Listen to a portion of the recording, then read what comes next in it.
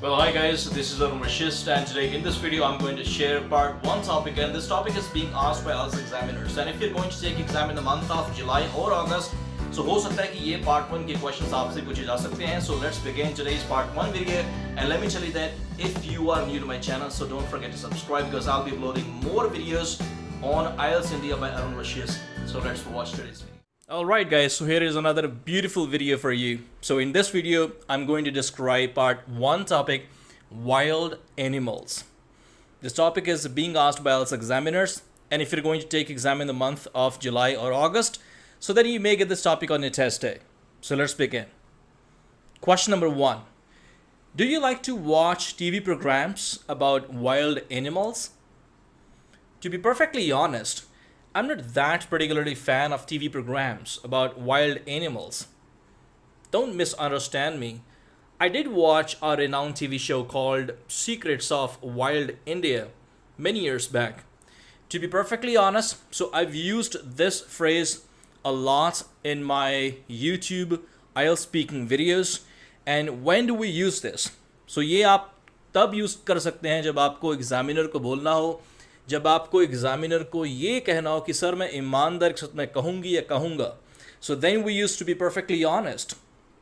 और जब आपको बोलना हो कि इस चीज़ को मैं ज़्यादा पसंद नहीं करता, नहीं करती, सो उसकी जगह पर आप यूज़ कर सकते हैं I am not that particularly fan of dash. हो सकता है कि आपको स्पोर्ट्स में बहुत ज़्यादा इंटरेस्ट नहीं है, और अगर आपसे एग्जामिनर पूछे कि do you like ABC sports, what are sports, and you say that, to be perfectly honest, I'm not that particularly fan of water sports. So comments में ज़रूर बताएं कि आज की इस वीडियो में पहली चीज़ तो ये कि आज का वीडियो कैसा है, और दूसरी चीज़ कि कौन सी ऐसी चीज़ है जो आपको ज़्यादा पसंद नहीं है, जिसमें आप ये लाइन यूज़ करेंगे I'm not that particularly fan of dash. जैसे हो सकता है कि अगर कोई मुझसे पूछे कि सर क्या आपको पिज़्ज़ा पसंद है, तो मैं कहूँगा कि मुझे पिज़्ज़ा ज़्यादा नहीं पसंद है. बर्गर तो माय गॉड, मैं देखते ही मेरा दिल करता है कि I always feel that to eat burger is on my bucket list. Just kidding. Okay, so please comments में ज़रूर बताएं कि कौन सी ऐसी चीज़ है जो आपको ज़्यादा पसंद नहीं है. Okay, don't misunderstand me. So don't misunderstand me that means that कि सर आप मुझे गलत मत समझना. ऐसा नहीं है कि मैंने कुछ भी देखा नहीं है. Yes, मैंने देखा, मैंने पहले देखा, लेकिन अब मैं इस चीज़ को नहीं देखता हूँ. I did watch, right? Renowned means very famous TV show called Secrets of Wild India many years back. Question number 2. Did you learn anything about wild animals at school? I'd be lying if I say yes, because I wasn't into learning about creatures during my school. However, I studied Asian elephants and I found them extremely cute animals. They're endangered, so they may not be seen in the wild, I guess. I'd be lying if I say yes. ये बहुत बार मैंने use किया है अपनी IELTS की speaking के videos में, और आपको बता दूं कि ये मैं बार बार लैंग्वेज क्यों यूज़ करता हूँ. इसका मतलब ये है कि जो भी लैंग्वेज मैं यूज़ करूँ तो आपको आदत हो जाए, आपको आसान लगने लगे, और आप भी जब आपका टेस्ट हो उसमें आप यूज़ कर पाएँ और आपका 7+ बैंड स्कोर आए. आप मुझे व्हाट्सएप पर या फिर यूट्यूब की वीडियोस पर कमेंट करके बताएं कि सर आपके वीडियोस देखकर 7+ बैंड स्कोर मेरा आ गया, so that I can get motivation and I will be making more videos. Okay, so I wasn't into learning about creatures, means animals. Okay, if you were not into something, that means that you did not like that. Okay, extremely cute animals. Extremely means very cute animals. They're endangered. They are कि यहाँ पर contraction है. They are की जगह पर आप उसको इस तरीके से भी यूज़ कर सकते हैं. अगर आपको 7+ बैंड स्कोर चाहिए तो आप यूज़ कर सकते हैं. They're endangered. जैसे अगर आपको बोलना हो कि they are coming, उसकी जगह पर आप ये भी यूज़ कर सकते हैं. They're coming. They're coming. They're coming. They're endangered. I guess, I think की जगह पर आप यूज़ कर सकते हैं.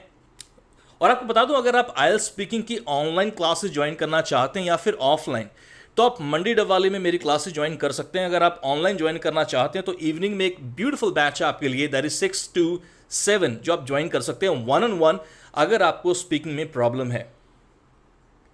Question number 3. Do you have a favorite wild animal? Like I just said before, I was a massive fan of Asian elephants, and I could be described as an elephants lover. To be more precise, I was crazy about taking a ride on elephants when I was a kid. Like I just said before, इस phrase का मतलब ये है कि यहाँ पर आप examiner को ये बता रहे हैं कि sir I know what I have said and I know what I am saying. इसका मतलब है कि मुझे पता है सर कि मैंने इससे पहले क्या कहा है और ये कोहेरेंस का पार्ट है. कोहेरेंस का पार्ट है. इसका मतलब आपको बता दूं कि जो फ्लुएंसी और कोहेरेंस है ये 25% है of your overall IELTS speaking band score. और ये आपके लिए जानना बहुत ज़्यादा ज़रूरी है कि फ्लुएंसी कोहेरेंस में 25% स्कोर आता है तो किस तरीके से आता है. मुझे 7+ बैंड स्कोर ही चाहिए सर. 4 कैटेगरीज आपको बता दूं. 4 कैटेगरीज हैं: fluency and coherence, lexical resource, grammatical range and accuracy और प्रोनाउंसिएशन. ये चारों ही 25% हैं और इन सभी में आपको 7+ बैंड स्कोर करना है और करना ही है. Like I just said before, okay, कि सर मैंने अभी तो आपको बताया ना कि मुझे बहुत अच्छे लगते हैं कि जो एलिफेंट्स हैं. I could be described. आप मुझे डिस्क्राइब कर सकते हैं. I could be described. जैसे अगर आपको बोलना हो कि सर आप मुझे डिस्क्राइब कर सकते हैं कि मैं आपकी वीडियोस को फॉलो करता हूँ, आपका फॉलोअर हूँ. I could be described as your follower, as your YouTube videos followers. Okay, I could be described as your follower. Elephants lover, everybody knows that.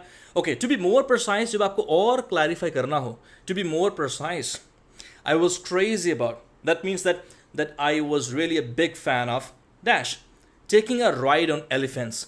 आप में से बहुत सारे स्टूडेंट्स ऐसे होंगे जिन्होंने बचपन में हाथी की सवारी की होगी. अगर आपने हाथी की सवारी की है, अगर आपने राइड ली है तो कमेंट्स में प्लीज़ ज़रूर बताएं. अगर नहीं तो प्लीज़ आप कमेंट्स में ये भी बताएं कि मैं नहीं कर पाया. काश, I wish I could take a ride on elephant. अगर आपने किया है तो उसके लिए भी आप अपना एक्सपीरियंस ज़रूर शेयर करें. जब आप कमेंट्स में लिखते हैं बहुत ज़्यादा खुशी होती है, क्योंकि आपको बता दूं कि मैं बहुत ज़्यादा व्यूज़ के लिए वीडियोस नहीं बनाता हूं. मेरा मकसद ये है कि चाहे 100 लोग देखें, चाहे 200, चाहे 500, चाहे 1000, बस लोगों के बैंड स्कोर आने चाहिए.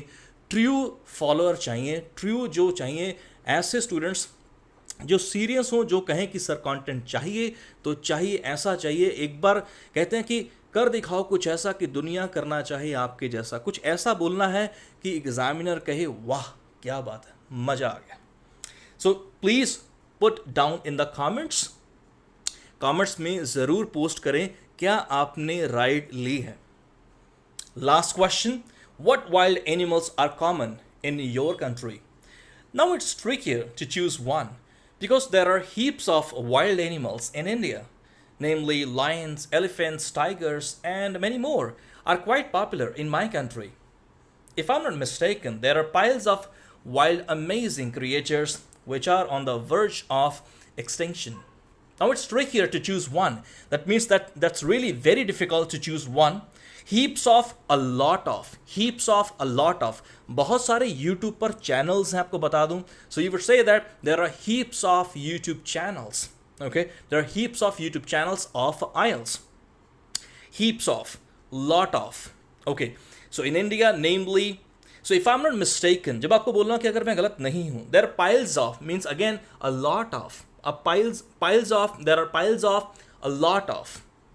Okay, so wild amazing creatures means beautiful creatures, beautiful animals on the verge of extinction means कि वो लुप्त होने की कगार पर हैं, ख़त्म होने की कगार पर हैं. और उम्मीद करता हूँ कि आज का वीडियो आपको पसंद आया होगा. और अगर इस तरीके के और भी आप सैम्पल आंसर चाहते हैं, उसके लिए आप मेरी एप्लीकेशन डाउनलोड कर सकते हैं प्ले स्टोर में जाकर, अरुण आइल्स क्लासेस. अगर आपके पास एंड्रॉयड फ़ोन है, अगर iOS यूज़र हैं, अगर आपके पास आईफोन है, तो उसके लिए आप क्लास प्लस एप्लीकेशन को डाउनलोड करें. उसमें आपको ORG कोड एंटर करना होगा जो कि मैं डिस्क्रिप्शन में डाल दूंगा. Once again thank you very much for watching this video and see you in the next one.